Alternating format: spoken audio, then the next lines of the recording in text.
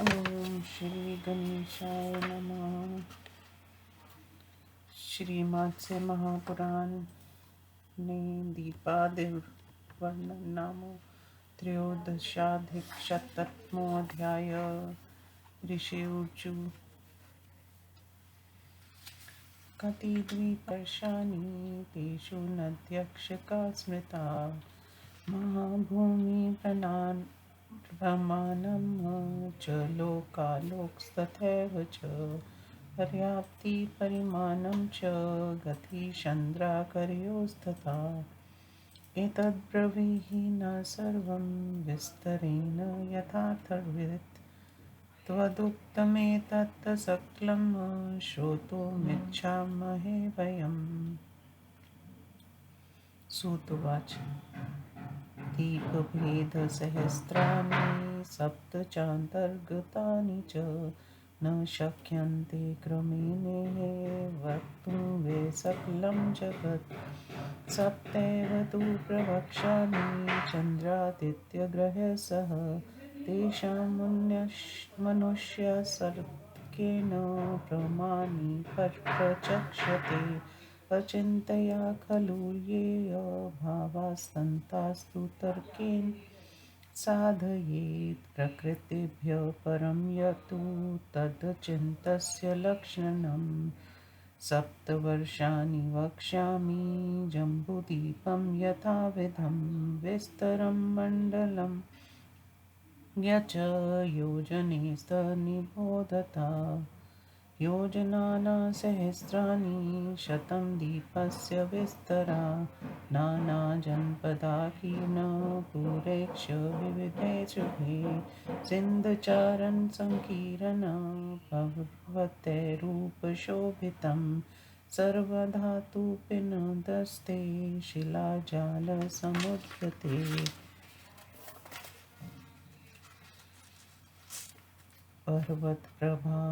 प्रभवाभिक्ष नदीभिस्तु समन्तत प्रागायता महापाक्षा शरीमे वर्षपर्वता अग्रहायोभयता समुद्रयो पूर्वपश्चिमो हिमप्रायक्ष हिमवान् हेमकूटस्य हिमवान् सर्वथा सुमोक्षापि निषिद्धः पर्वतो महान् चातुर्वर्ण्यस्तो स्वर्णो मेरुक्षोलम् ममये स्मृता चतुर्विंशतिसहस्राणि विस्तीर्ण च चतुर्दिशं वृत्तकर्ति प्रमाणक्ष चतुरस्रसमाहिता नानावर्णे समापाक्षे प्रजापतिगुणाविन्त नाभिबन्धन सम्भूतो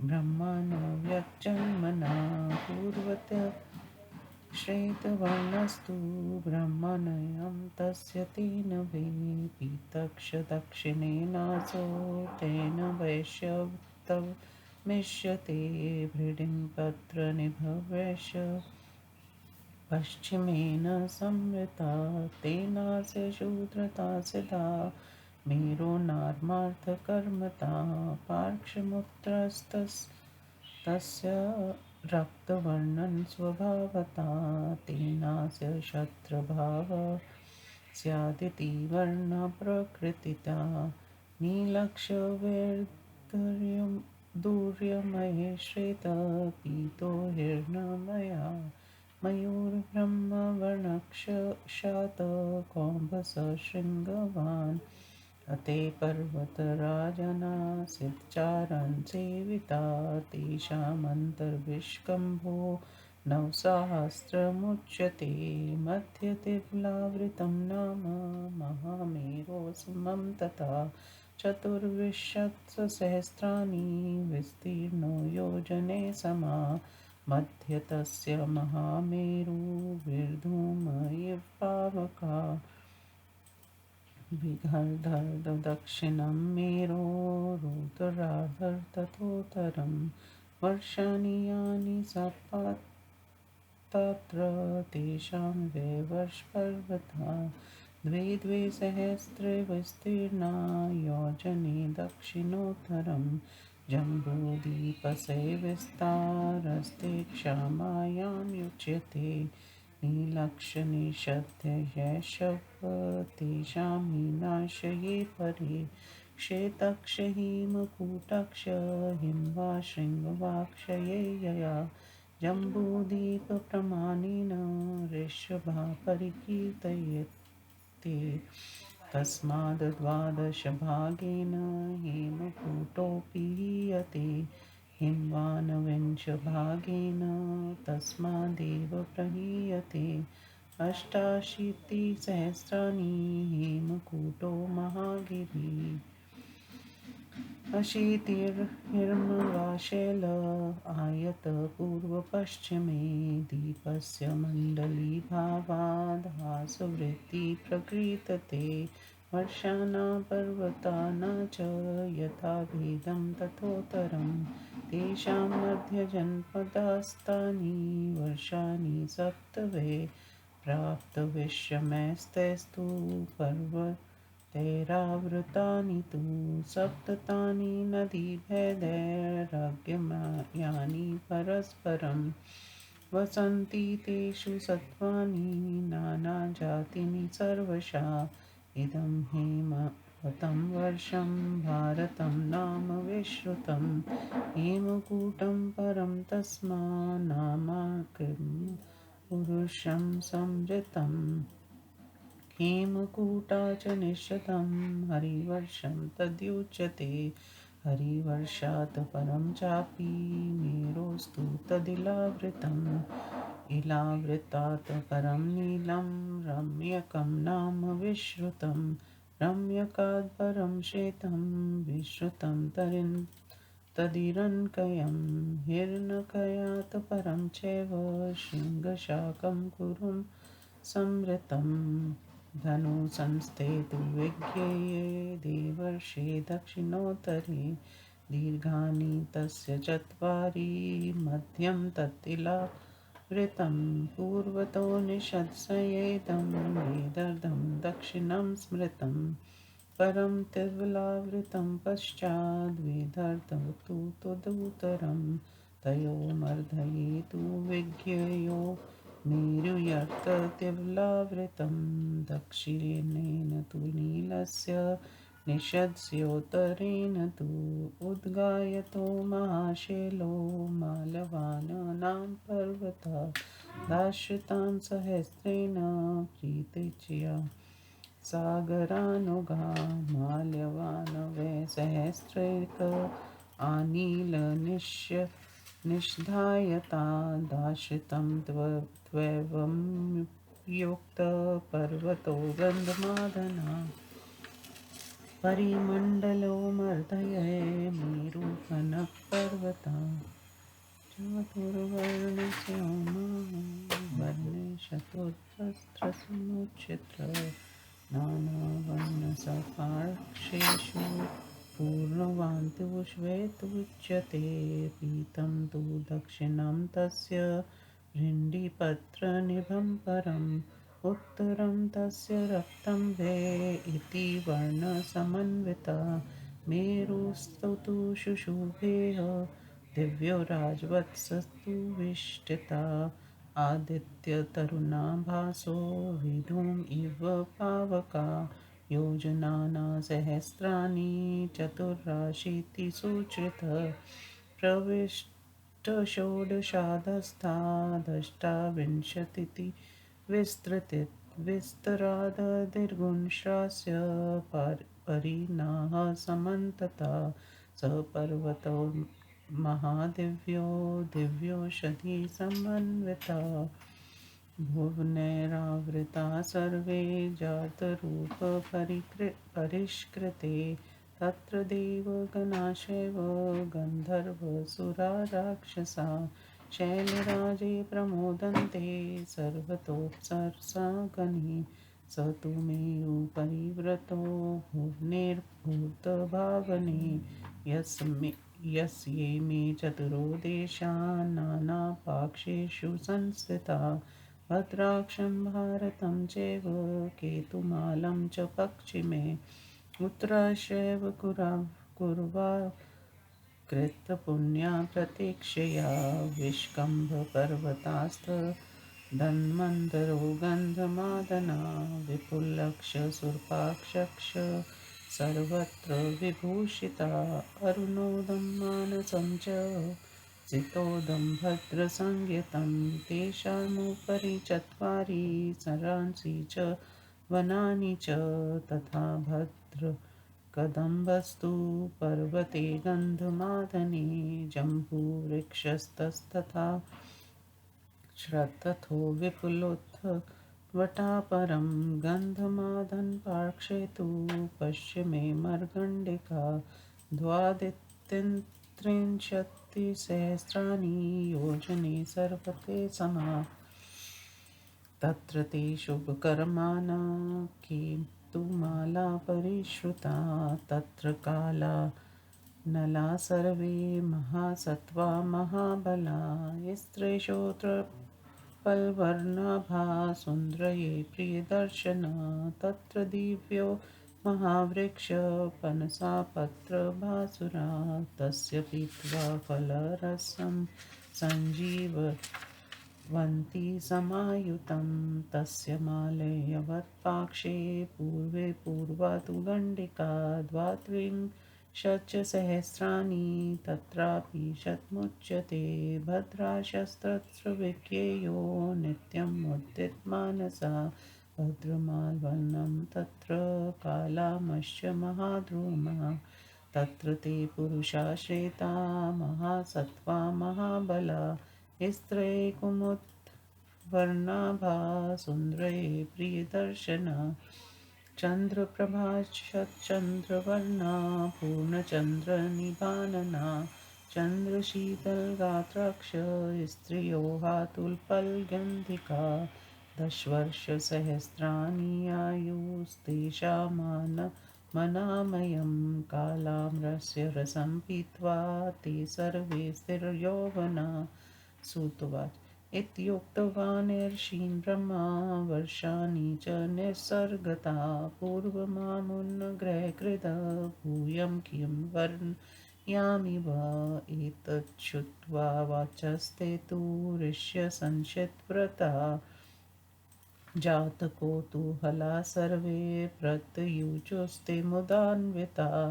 ऋषिर्वाच पूर्वापरो समाख्यातो यो देशोऽतो त्वया मुने उत्तराना च वर्षाणा पर्वताना च सर्वशा आख्यायिनो यथातथ्यं ये च पर्वतवासिना एवमुक्तस्तु ऋषिभिस्ते भयतस्वाख्यातवान् पुनः सूतवाच शृण्वध्रुवं यानि वर्षाणि पूर्वोक्तानि च वै मया दक्षिणे तु नीलस्य निषदस्योत्तरेण तु वर्षरम्णकं नाम जायन्ते यत्र वै प्रजा रतिप्रधाना विमला जायन्ते यत्र मानवा शुक्लाभिजनसम्पन्ना सर्वे ते प्रियदर्शना तत्रापि च महावृक्षो नये क्रोधो रोहिणो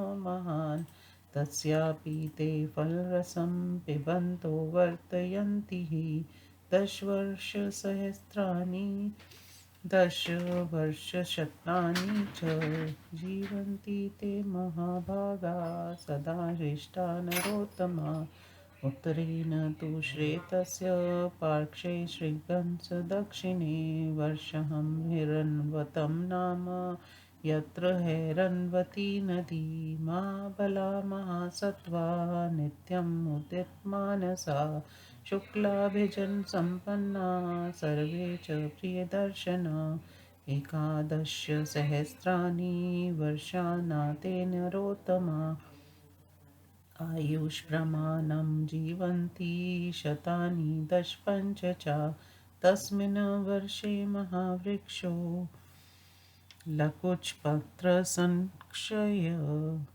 तस्य पीत्वा फलरसं तत्र जीवन्ति मानवा शृङ्गः सहस्रै शृङ्गानि त्रिनीतानि महान्ति वै एकं मणियुतं तत्र एकं तु कनकान्वितं सर्वरत्नमयं चैकं भुवने रूपशोभितम् उत्तरे चास्य श्रीगणेशय समुद्रान्ते च दक्षिणे कुरुवस्तत्र तरद्वद्विशर्म पुण्यसिद्धिनिषेवितं तत्र वृक्षा मधुफला दिव्यामृतमया फगा वस्त्राणि ते प्रसूयन्ते फलेक्षाभरणानि च सर्वकामप्रदातार केचिद्वृक्षा मनोरमा अपेरक्षीर्णो नाम वृक्षास्त्रत्वमनोरमा ये रक्षन्ति सदा क्षीरं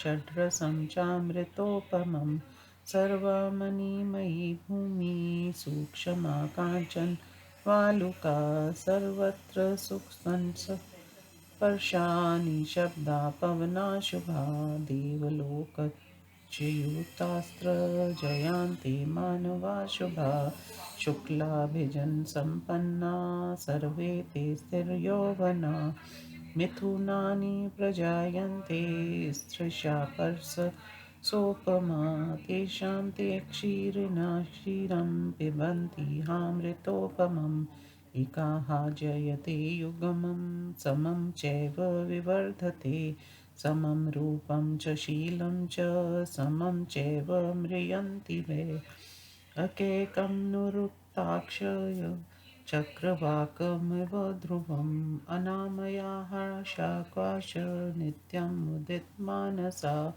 दशवर्षसहस्राणि दशवर्षशतानि च जीवन्ति च महात्सत्त्वा न चान्या स्त्रीपर्वते तते सूतुवाच एवमेव निसर्गो वै वर्षाणां भारते युगे दृष्टपरं धर्मज्ञा किं भूयं कथयामि वा आख्याता तस्वेव मृष्या सूतपुत्रेण धीमता उत्तरश्रवणे भूया प्रपृच्छु सूतनन्दनम् इति श्रीमत्स्यमहापुराणे दीपादिवर्णन नाम त्रयोदशाधिकशततमोऽध्याय। हिंदी अनुवाद। ऋषियों ने पूछा, प्रभु इस भूतल पर कितने द्वीप हैं, कितने समुद्र और पर्वत हैं, कितने वर्ष पृथ्वी के खंड हैं, उनमें कौन कौन सी नदियां बतलाई जाती हैं, इस विस्तृत भूमि का प्रमाण कितना है, लोकालोक पर्वत कैसा है तथा चंद्रमा और सूर्य की गति अवस्थिति और परिमाण कितना है, ये सब हमें विस्तार पूर्वक बतलाइए क्योंकि आप यथार्थवेता हैं। हम लोग ये सारा विषय आपके मुख से सुनना चाहते हैं। सूत जी कहते हैं, ऋषियों दीपों के तो हजारों भेद है, परंतु वे सभी इन्हीं 7 प्रधान दीपों के अंतर्गत हैं। इस संपूर्ण जगत का क्रमश वर्णन करना संभव नहीं। अंत चंद्रमा सूर्य आदि ग्रहों के साथ उन 7 दीपों का ही वर्णन कर रहा हूँ। साथ ही मनुष्य के अनुमान अनुसार उनका प्रमाण भी बता रहा हूँ, क्योंकि जो अचिंत्य भाव है उन्हें बुद्धि ज्ञान एवं अनुमान द्वारा ही सिद्ध करने की चेष्टा नहीं करनी चाहिए। जो प्रकृति से परे है वही अचिंत्य का लक्षण है। अब मैं 7 वर्षों का वर्णन प्रारंभ कर रहा हूँ। इनमें सर्वप्रथम योजन के परिमाण से जम्बू द्वीप का जितना बड़ा विस्तृत मंडल है उसे बतला रहा हूँ। सुनिए, जम्बू द्वीप का विस्तार 1,00,000 योजन है। ये अनेकों प्रकार के सुंदर देशों एवं नगरों से परिपूर्ण है। इसमें सिद्ध और चारण निवास करते हैं। ये सभी प्रकार की धातुओं से संयुक्त एवं शिलासमूहों से समृद्ध पर्वतों द्वारा सुशोभित है। उन पर्वतों से निकलने वाली नदियां से ये चारों ओर से व्याप्त है। इसमें पूर्व से पश्चिम तक फैले हुए अत्यंत विस्तृत 6 परवर्ष पर्वत है। इसमें पूर्व और पश्चिम दोनों ओर के समुद्रों तक फैला हुआ हिमवान नामक पर्वत है जो सदा बर्फ से ढका रहता है। इसके बाद स्वर्ण व्याप्त हेमकूट नामक पर्वत है। तत्पश्चात जो चारों ओर से देखने में अत्यंत सुंदर है वह निषद नामक महान पर्वत है। इसके एक और स्वर्णमय मेरु पर्वत है जिसके चारों पार्श्व भाग 4 रंगों के हैं और जो उल्लंबमय गर्भाशय के समान कहा जाता है। ये चारों दिशाओं में 24,000 योजनों तक फैला हुआ है। इसका ऊपरी भाग वृत्त की आकृति का अर्थात गोलाकार है तथा निचला भाग चौकोर है। इसके पार्श्व भाग नाना प्रकार की रंग बिरंगी समतल भूमियों से युक्त है, जिससे प्रजापति के गुणों से युक्त सा दिखता है। ये अव्यक्त जन्मा ब्रह्मा के नाभि बंधन से अद्युत हुआ है। इसका पूर्वी भाग श्रेष्ठ रंग का है, इसी से इसकी ब्राह्मणता झलकती है। इसका दक्षिणी भाग पीले रंग का है, इसी से इसमें वैश्यत्व की प्रतीति होती है। इसका पश्चिमी भाग भंवरे के पंख सरीखा काला है, इसी से इसकी शूद्रता तथा अर्थ और काम दोनों दृष्टियों से मेरु के नाम की सार्थकता सिद्ध होती है। इसका उत्तरी भाग स्वभाव से ही लाल रंग का है, इसी से इसका श्रुत्ययत्व सूचित होता है। इस प्रकार मेरु के चारों रंगों का विवरण बतलाया गया है। तदनंतर नील पर्वत है जो वैदूर्य मणि से व्याप्त है। पुनः श्रेष्ठ पर्वत है जो स्वर्णमय होने के कारण पीले रंग का है तथा स्वर्णमय शिखरों से सुशोभित श्रृंगवान पर्वत है जो मयूर पिच सरीखे चित्र विचित्र रंगों वाला। ये सभी पर्वतराज सदा सिद्धों एवं चारणों से सेवित होते रहते हैं। उनका भीतरी व्यास 9,000 योजन बतलाया जाता है। पृथ्वी के मध्य भाग में इलावृत नामक वर्ष है जो महामेरु पर्वत के चारों ओर फैला हुआ है। ये 24,000 योजन की समतल भूमि में विस्तृत है। इसके मध्य भाग में महामेरु नामक पर्वत है जो धूम रहित अग्नि के समान चमकता रहता है। मेरु पर्वत का आधा दक्षिणी भाग दक्षिण मेरु और आधा उत्तरी भाग उत्तर मेरु के नाम से प्रसिद्ध है। इस प्रकार जो 7 वर्ष बतलाए गए हैं उनमें पृथक पृथक 7 वर्ष पर्वत हैं जो दक्षिण से उत्तर तक 2,000 योजन के परिमाण में फैले हुए हैं। जम्बू द्वीप का विस्तार इन्हीं वर्षों तथा पर्वतों के विस्तार के बराबर कहा जाता है। इनमें नील और निषद ये दोनों विशाल पर्वत हैं तथा श्रेष्ठ हेमकूट हिमवान और श्रृंगवान ये उपेक्षाकृत उनसे छोटे हैं। ऋषभ पर्वत जम्बू द्वीप के समान ही विस्तार वाला बतलाया गया। हेमकूट पर्वत ऋषभ पर्वत के 12वें भाग से न्यून है और हिमवान उसके 20वें अंश से कम है। हेमकूट नामक महान पर्वत 88,000 योजन के परिमाण वाला कहा जाता है तथा हिमवान पर्वत पूर्व से पश्चिम तक 80,000 योजन में फैला हुआ है। जम्बू द्वीप के मंडलाकार में स्थित होने के कारण इन पर्वतों का न्यूनाधिक्य बतलाया गया है। पर्वतों की ही भांति वर्षों में भी भिन्नता है। वे सभी एक दूसरे से उत्तर दिशा की ओर फैले हुए हैं। इनके बीच में देश बसे हुए हैं जो 7 वर्षों में विभक्त हैं। ये सभी वर्ष ऐसे पर्वतों से घिरे हुए हैं जो झरनों के कारण अगम्य है। इसी प्रकार 7 नदियों के विजभान से ये परस्पर गमनागमन रहित है। इन वर्षों में सब और अनेकों जातियों के प्राणी निवास करते हैं। ये हिमवान पर्वत से संबंधित वर्ष भारतवर्ष के नाम से विख्यात है। हिमवान के बाद हेमकूट तक का प्रदेश किम पुरुष नाम से कहा जाता है तथा हेमकूट से आगे निषद पर्वत तक हरिवर्ष कहलाता है। हरिवर्ष के बाद मेरु पर्वत का प्रदेश इलावृत वर्ष के नाम से, इलावृत के बाद नील पर्वत का प्रदेश रम्यक वर्ष के नाम से विख्यात है। रम्यक वर्ष के बाद श्वेत पर्वत का जो प्रदेश है वह हिरण वर्ष के नाम से प्रसिद्ध है। हिरण वर्ष के बाद श्रृंगाक्षा नामक वर्ष है जिसे कुरु वर्ष भी कहते हैं। मेरु पर्वत के दक्षिण और उत्तर दिशा में धनुष के आकार में 2 वर्ष स्थित है। उन्हीं के मध्य में इलावृत वर्ष है। निषद पर्वत के पूर्व दिशा मेरु की वेदी का अर्ध भाग दक्षिण वेदी और इलावृत से पश्चिमी की ओर वेदी का आधा भाग उत्तर वेदी के नाम से विख्यात है। इन्हीं दोनों के बीच में मेरु की स्थिति समझनी चाहिए जहाँ इलावृत वर्ष अवस्थित है।